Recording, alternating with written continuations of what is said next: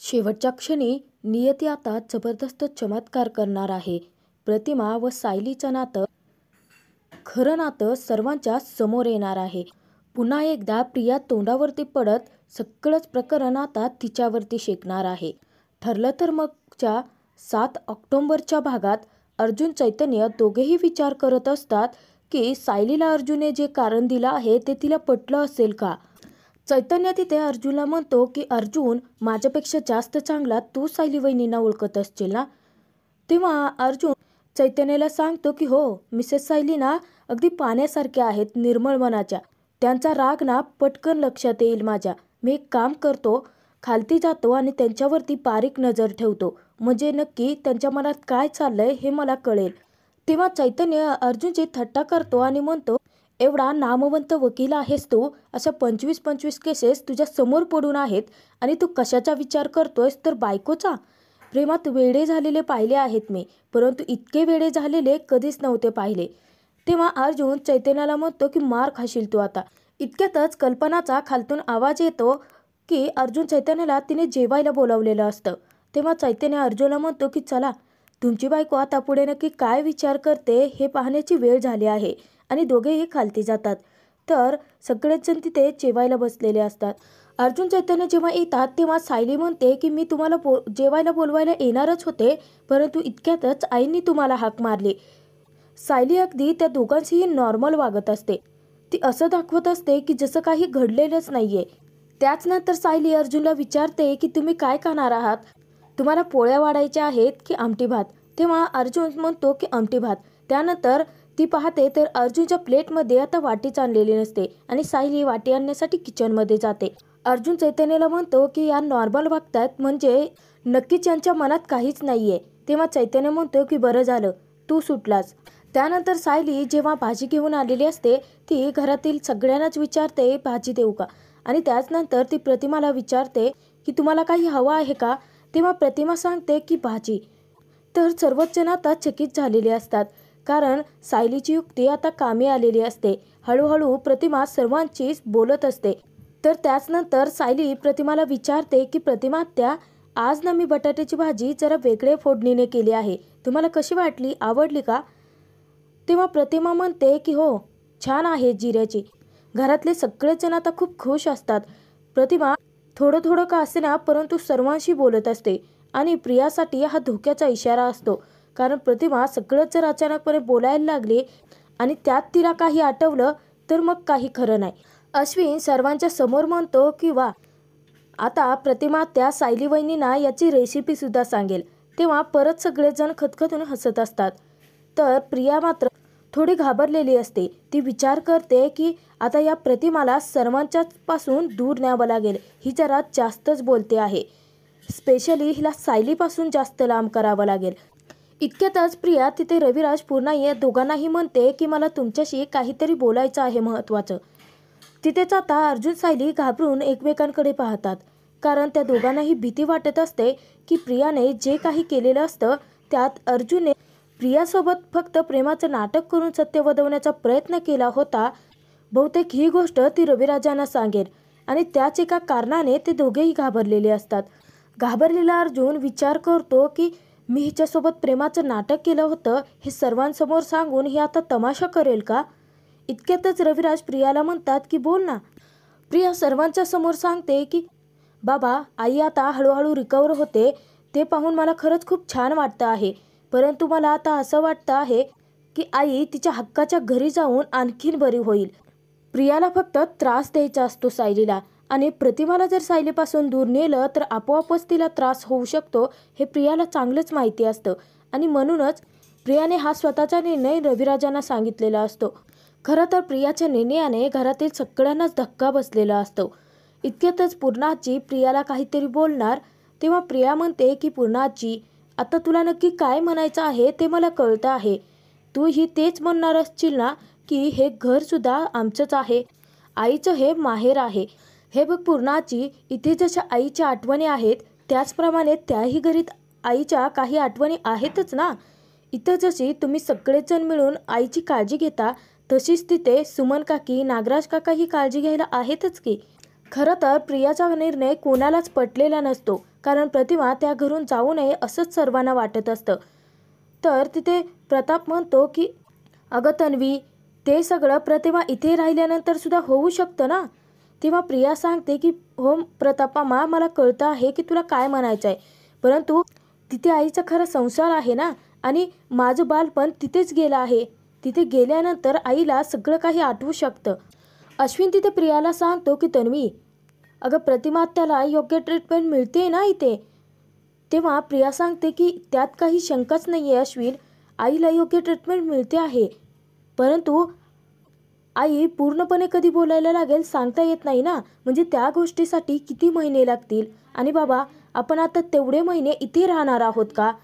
मुद्दाम प्रिया रविराजाने या सगळ्यांमध्ये विचार करायला भाग पाडत असते की जेणेकरून रविराज प्रतिमाला घेऊन जायचा निर्णय घेतील, आणि त्यामध्ये सर्वात जास्त त्रास होईल तो सायलीला. आणि तसंही शिवाय तुमची महत्त्वाची कामंही आहेत ना. तर अर्जुन तिथे काही बोलणार इतक्यात प्रतापच सांगतो की असं काहीच नाही आहे तन्वी, अगं तुमचा आम्हाला अजिबात त्रास होत नाही आहे. मुद्दाम प्रिया आता गोर गोर बोलून गुंडाळण्याचा प्रयत्न करत असते रविराजांना, स्वतःचा निर्णय सर्वांवरती लादण्याचा प्रयत्न करत असते. अर्जुन तिथे म्हणतो की ठरलं तर मग प्रतिमा त्या कुठेही जाणार नाही. तेव्हा प्रतिमा आणि सायली दोघी आता खूप खुश झालेले असतात, कारण त्या मायलेकीची एकमेकींशी नाळ जोडलेली असते. त्या एकमेकींपासून दुरावल्या जाणार याची कल्पनाही दोघींना करवत नसते. तर तिथेच आता प्रिया चांगलीच तोंडावरती पडलेली असते, परंतु प्रियाने योग्य निशाणा साधलेला असतो, तो म्हणजे रविराज. रविराजांच्या मनात आता प्रश्न निर्माण व्हायला लागतात. आता रविराज देखील प्रियाचे बोल बोलायला लागतो. सर्वांच्या समोर ते सांगतात, तन्वी अगदी चुकीचं काही बोलत नाहीये. प्रतिमावरती या घरातही योग्य ट्रीटमेंट झाले आहेत. तिला सगळं काही आठवून देण्यासाठी आपण प्रयत्नही केले आहेत, परंतु प्रतिमाला आमच्या घरी घेऊन जाणं हे आता पुढचं पाऊल असेल, आणि तेच उचलण्याची वेळ आली आहे ना पूर्णाई. प्रतिमा सायलीकडे आणि सायली प्रतिमाकडे पाहत असतात. दोघींनाही आता एकमेकींपासून दूर जायचं नसतं. तर रविराज तिथे म्हणतात की हे बघा, आमच्यावरती विश्वास ठेवा, प्रतिमाची तिथे योग्य काळजी घेतली जाईल, जशी इथे काळजी घेत होतो अगदी त्याचप्रमाणे. तिथेच आता पूर्णाई सांगते की हो रविराज, परंतु तिथे सायली नसेल, कारण प्रतिमाला प्रत्येक गोष्टीमध्ये सायलीची गरज भासते. तेव्हा प्रिया मुद्दाम पूर्णाईला म्हणते की आणि त्याच आधाराच्या कुबड्या होऊ नयेत असंच मला वाटतं, म्हणूनच मला लवकरात लवकर माझ्या आईला माझ्या घरी घेऊन जायचं आहे. पूर्णाई सायली आता मनातून दुखावले गेलेले असतात. प्रतिमा दूर जाणार याची कल्पनाही त्यांना करवत नसते. त्यानंतर प्रिया इमोशनल होण्याचं नाटक करते आणि म्हणते की जी माझ्या आईची काळजी घेते आहे ती तिची मुलगीसुद्धा नाही आहे, आणि जी तिची खरी मुलगी आहे तिला काळजी घेण्याची संधी देखील दिली जात नाही आहे. प्रिया असं दाखवत असते की जसं काही ती आता दुखावली गेली आहे, कारण प्रतिमा जास्त तर प्रियाला जवळच येऊ देत नसते. इतक्यात अस्मिता म्हणते की अगं परंतु प्रतिमा त्याला तू गोळ्या देतेच आहेस ना. तेव्हा प्रिया तिला सांगते की हो ना, परंतु तेवढंच एक काम करते आहे मी, म्हणूनच तर आई मला तिच्या जवळ येऊ देते आहे. परंतु जर मी माझ्या आईला आमच्या घरी घेऊन गेले तर आमचा एक छान असा चांगला बॉन्ड तयार होईल ना. आणि तसंही आईला प्रत्येक नात्याचं महत्त्व हे कळायला हवं ना. नवरा, मुलगी, दीर, जाऊ ही नाती तिच्या लक्षात यायला हवीत, असं प्रिया तिथे सर्वांच्या समोर म्हणते. अर्जुन ज्यावेळी सायलीकडे पाहतो तर त्याच्या लक्षात येतं की सायली आता दुखावली गेली आहे, कारण तिला देखील प्रतिमा त्या सुभेदारांच्या घरून जाऊ नये असंच वाटत असतं. त्यानंतर रविराज पूर्णाईंना सांगतात की आणि पूर्णाई, अहो तसंही आम्ही प्रतिमाला घरी घेऊन जाणारच होतो ना, आणि तुम्हाला देखील ते माहिती होतं की ते तिच्या भल्यासाठीच आहे. तेव्हा कल्पना सांगते की भाऊजी, परंतु प्रतिमाला आपण तिथे थोडा वेळासाठीच घेऊन जाणार होतो ना, परंतु आता तुम्ही प्रतिमाला कायमचं घेऊन जायचं बोलताय, परंतु मग ते गोष्ट कशी चालेल. तेव्हा मूर्ख अस्मिता मध्ये पचकतेच, आणि ती सर्वांच्या समोर कल्पनाला म्हणते की का नाही चालणार मम्मा, अगं आपण प्रतिमात्यांकडे जात राहू, काकाही आपल्यासाठी प्रतिमात्याला इकडे घेऊन येत राहील ना. तिथे फक्त आता प्रिया रविराज सोडले तर बाकी सगळ्यांचा विरोध असतो प्रतिमाला किल्लेदाराच्या घरी घेऊन जाण्यासाठीचा. त्यानंतर पुन्हा सायलीला विचारते की सायली, या सगळ्यामध्ये तू काहीच का बोलत नाहीयेस, नाही म्हणजे तुला देखील मान्य आहे का हे सगळं. तेव्हा सायली देखील आता दुखावली गेलेली असते, आणि त्याचबरोबर सायलीचाही प्रतिमाला किल्लेदारांच्या घरी घेऊन जाण्यासाठीचा विरोध असतोच, परंतु ती आधी प्रतिमाचं भलं बघते. ती रविराजांना सांगते की रविराज काका, तुम्ही प्रतिमात्याच्या भल्याचाच विचार करत असाल आणि तसंही प्रतिमात्या जर त्या घरी गेल्या तर तिथे गेल्यानंतर त्यांना कदाचित काही गोष्टी आठवतीलही. त्यामुळे प्रतिमात्याला तिथे घेऊन जाण्यासाठी माझा विरोध नाही आहे. सायलीने आता मनावरती दगड ठेवून तो निर्णय जाहीर केलेला असतो, परंतु अर्जुनला चांगलंच माहिती असतं की प्रतिमाशिवाय सायली नाही राहू शकणार. तेव्हा पुन्हा आजी सर्वांच्या समोर सायलीला म्हणते की जर प्रतिमा इथून निघून गेली तर हे घर पूर्ण रिकामं होईल. प्रतिमाला जाऊ न देण्यासाठी सुद्धा पुन्हाही प्रयत्न करत असते. रविराज प्रियाचं म्हणणं तिला देखील आता मान्य नसतं, तर सायली पूर्णाजीची समजूत घालते आणि म्हणते की पूर्णाजी, माहेरी आलेली लेक कधी ना कधी सासरीही जातेच ना. तर पुढे पूर्णाजी सांगते की हो, आणि मग डोळ्यातलं पाणी लपवून हसत तिला निरोप द्यायचा असतो. तर प्रिया आता खूप खुश झालेली असते आणि ती सर्वांच्या समोर म्हणते की बाबा, म्हणजे आपण आईला घरी घेऊन जाऊ शकतो. मी पटकन सुमन काकीला फोन करते आणि तयारीलाही लागते. मी सुमन काकीला कळवते की आईला आपण घरी घेऊन येतोय. आपण उद्या सकाळी निघूयात ना बाबा. असं प्रियाने तिथे सर्वांच्या समोर निर्णय जाहीर केल्यानंतर घरातले सगळेच जण आता प्रतिमाच्या जाण्याने दुखावले गेलेले असतात. तितकीच प्रतिमाला आता सायलीची ओढ जाणवत असते. सायलीपासून तिला दूर जायचं नसतं. कुठेतरी मनातून प्रतिमा आणि सायली या एकमेकींनाही वाटत असतं की आपलं काहीतरी घट्ट नातं आहे. प्रियाच्या निर्णयाने घरातले सगळेजण हादरून गेलेले असतात. पूर्णाईला देखील मनापासून प्रतिमा जाऊच नाही असं वाटत असतं, परंतु सगळेजण आता प्रतिमाच्या भल्याचा विचार करत असतात. कदाचित त्यांना वाटत असतं की प्रतिमा किल्लेदारांच्या घरी गेली असता तिला तिथे काहीतरी आठवू शकतो आणि त्याच गोष्टीचा प्रतिमाला फायदाही होऊ शकतो. तर सगळ्यांची जेवणं झाल्यानंतर सायली ही प्रतिमाच्या रूममध्ये आलेली असते आणि ती प्रतिमाच्या कपाटातील साड्या काढून बॅग भरायला घेते. त्यानंतर रविराजांनी जी ज्वेलरी दिलेली असते, प्रतिमाचे जुने दागिने, ते सगळं काही सायलीने आता बाहेर काढलेलं असतं आणि ती बॅग भरायला घेणार इतक्यातच सायलीला पूर्वीपासूनचे ते प्रसंग आठवत असतात. सायली ज्यावेळी प्रतिमाच्या फोटोकडे पाहते तेव्हा तिला खूपच वाईट वाटत असतं.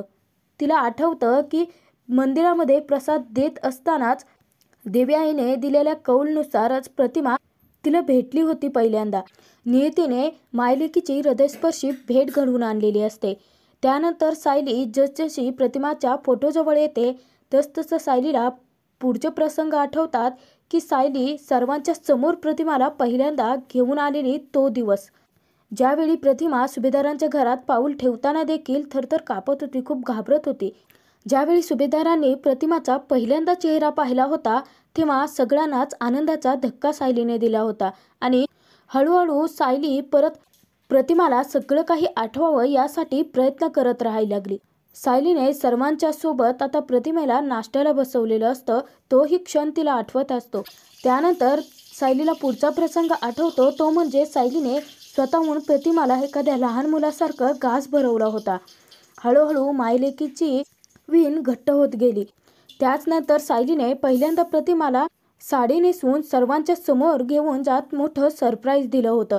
सायली ज्यावेळी प्रतिमाच्या खोलीत इकडे तिकडे पाहत असते तेव्हा प्रतिमाचा सहवास तिला तिथे जाणवत असतो. खूप वाईट वाटत असतं. अजूनही प्रतिमा रूममध्ये आलेली नसते.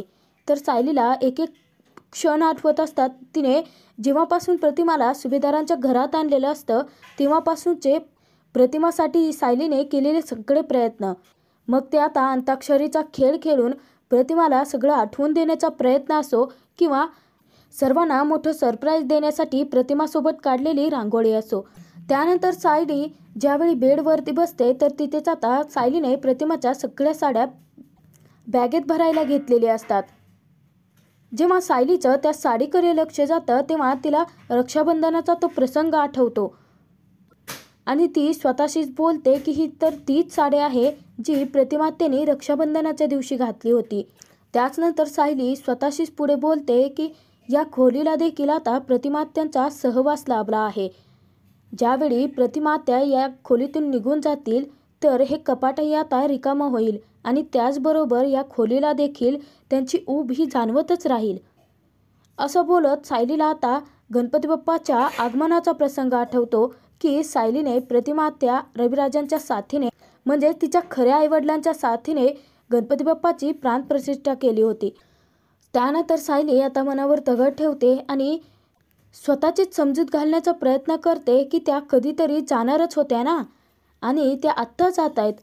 परंतु सायलीला तिचं दुसरं मन तितकंच सतावत असतं कारण तिला प्रतिमापासून दूर जायचंच नसतं. सायलीच्या मनाची आता घालमेल सुरू झालेली असते.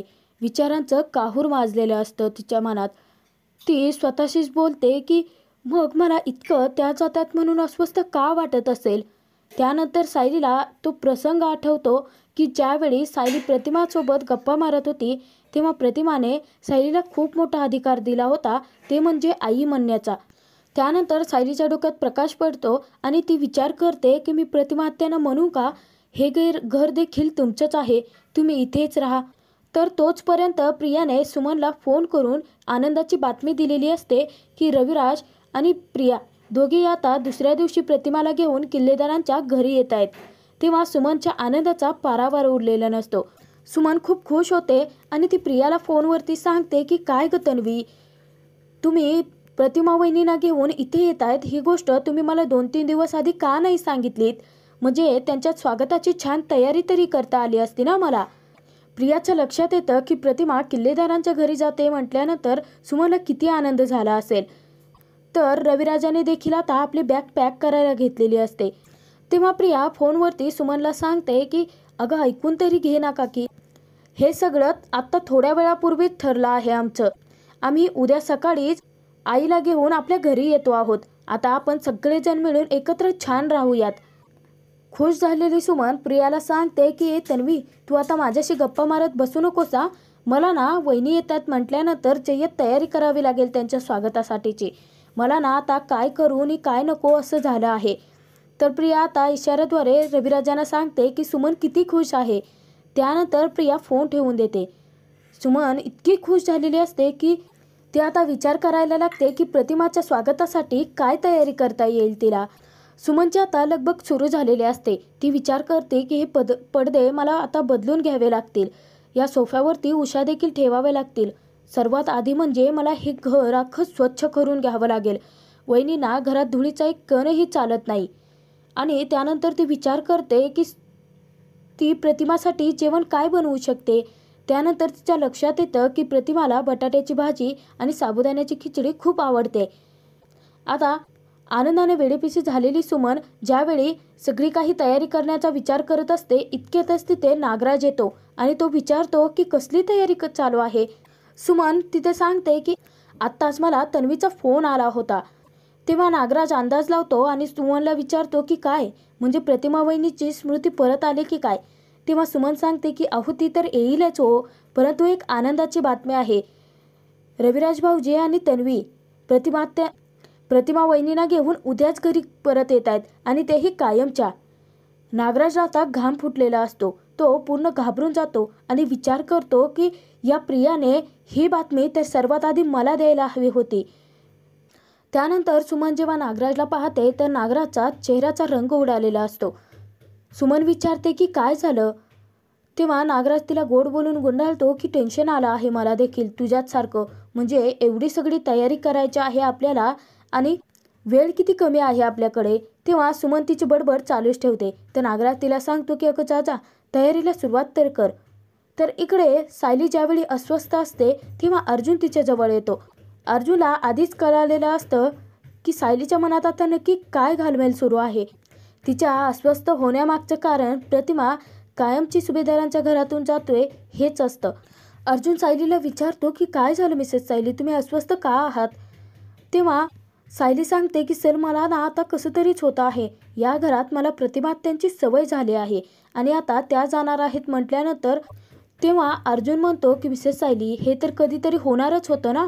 त्यानंतर सायलीची अर्जुन समजूत काढतो. तो सांगतो की हे बघा मिसेस सायली, प्रतिमा त्या कधी ना कधीतरी जाणारच होती आणि तिच्यामुळे सिनियरला देखील इथे किती दिवस राहावं लागलं. आणि मगाशी जेव्हा प्रतिमा आत्या जाण्याचा टॉपिक निघाला होता तेव्हा तर तुमची काहीच हरकत नव्हती ना, मग आत्ता काय झालं आहे तुम्हाला. तेव्हा सायली सांगते की परंतु त्यावेळी सर मला ही गोष्ट माहिती नव्हती ना की प्रिया उद्याच्या उद्याच प्रतिमा त्यांना घेऊन जाते आहे. सायली आता रडत असते प्रतिमासाठी आणि ती अर्जुनला सांगते की सर आत्ता कुठे प्रतिमा त्या बोलायला चालू झाल्या होत्या आणि मला त्यांच्याशी आता खूप जास्त गप्पा मारायच्या आहेत. तेव्हा अर्जुन सांगतो की तुम्हाला गप्पा मारायच्या असतील तर तुम्ही जाऊ शकता ना तिच्या घरी. तेव्हा सायली सांगते की हे थोड्यापुरतं समजूत काढण्यापुरतीचं आहे, परंतु त्या जाणार आहेत म्हणून माझा जीव खूप खालतीवरती होतोय. त्यानंतर दुखावली गेलेली सायली ही अर्जुनकडे रिक्वेस्ट करत असते. त्याला ती सांगते की सर प्लीज माझ्यासाठी तरी तुम्ही रविराज काकांशी बोला ना. मला ना प्रतिमा त्या अजून 1-2 महिने तरी इथं राहावेत असंच वाटतं आहे. प्लीज सर, सायली विनंती करत असते. तेव्हा अर्जुन उलट सायलीलाच सांगतो की कधी नव्हे ते तन्वी आज काहीतरी सेन्सिबल बोलली आहे. प्रतिमा त्याने तिच्या घरी राहणंच योग्य आहे. तरी देखील आता सायली अर्जुनचं काहीच ऐकून घ्यायला तयार नसते आणि अर्जुन तसेच सायलीच्या आता समजूत काढण्याचा प्रयत्न करत असतो. सायली अर्जुनजवळ खूप रिक्वेस्ट करत असते. तेव्हा अर्जुन सायलीला म्हणतो की अहो जरा रिलॅक्स राहा. तुम्ही तर असं बिहेव करताय की जसं काही तुमची आई तुमच्यापासून दुरावली जाणार आहे. तेव्हा सायली चिडूनच तेथून तडकपणे निघून जाते ती प्रतिमाकडे. हा भाग इथेच संपतो. पुढील भागात आपण पाहणार आहोत सायली प्रतिमाजवळ आली असता ती देवी आईकडे प्रार्थना करत असते. सायली प्रतिमाला विचारते की काय झालं प्रतिमा, त्या झोपण्यापूर्वी देवाला नमस्कार करायला आला होतात ना, मग डोळ्यात पाणी का आहे? तेव्हा प्रतिमा सांगते की तू रडतेस ना म्हणून. तेव्हा सायली सांगते की मला देखील वाटतंय की तुम्ही जाऊच नाही. तर प्रतिमा तिचा निर्णय सांगते की मला इथून जायचंच नाहीये. ही तर मायलेकींच्या नात्यातली तीच ओढ असते की जी त्या एकमेकींना दूर होऊ देत नसते. त्याचनंतर दुसऱ्या दिवशी अखेर निरोपाचा क्षण आलेला असतो. प्रतिमा रविराज प्रियासोबत किल्लेदारांच्या घरी चायला निघालेली असते. तेव्हा सायलीला आता रडू आवरत नाही आणि त्यानंतर सायली रडत असताना प्रतिमा ज्यावेळी मागे वळून पाहते तर सायली पळत येऊन तिला खट्ट मिठी मारते आणि खूप ढसढसा रडायला लागलेली असते. घरातील सर्वांनाच आता त्या दोघींना पाहून खूपच वाईट वाटत असतं. परंतु आता खरोखरच सायलीसाठी का असेना रविराज स्वतःचा निर्णय माघारी घेणार का आणि प्रतिमाला तिच्या लेकीसोबत सायलीसोबत आता सुभेदारांच्या घरी रविराज स्वतः राहायला परवानगी देतील का, हे पाहणं खूप मनोरंजक